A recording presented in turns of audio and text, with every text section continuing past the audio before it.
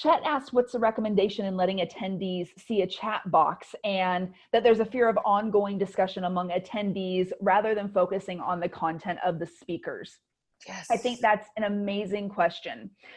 And I will say this, if the speaker is good enough, they're not going to be having these side conversations.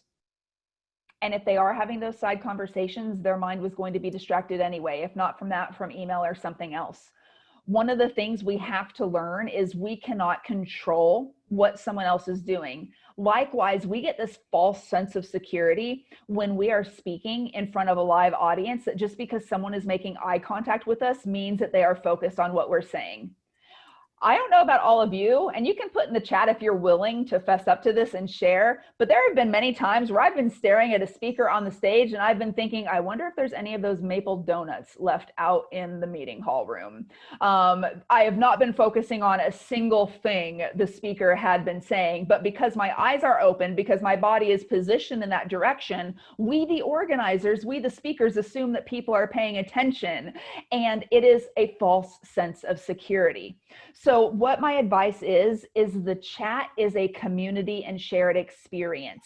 And if you set up the parameters for chat use at the beginning, you set up the expectations for chat use at the beginning, and you have a speaker that's engaging and encouraging people to chat throughout, you're not going to have to worry about those side conversations at all. And if a couple of them emerge, so what? A couple of them emerge. And if someone's getting a communal benefit from engaging in that conversation and they're getting more out of that than they are the speaker, who are we to be the judge of that? Unless for whatever reason, the information that the speaker is giving is so incredibly critical that one of the main things is you have to take in this information or you will not be successful. And if that's the case, then tell everyone before the speaker, all right, everyone, I know we've been active in chat, but I'm going to ask everyone right now that for the next 10 minutes, we pause that interaction to set the stage for this next experience that we're going to have. And then we'll resume the community experience afterwards. So if it's that important, you can set the stage. Expectations, establishing them are key.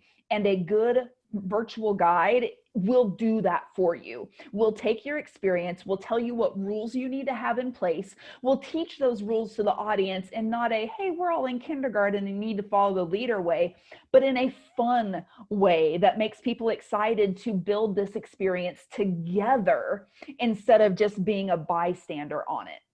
So that is some huge advice in terms of the chat. Now, you can control the chat in some ways, depending on if it's a webinar versus a meeting. And in different systems, you have different controls on chat as well.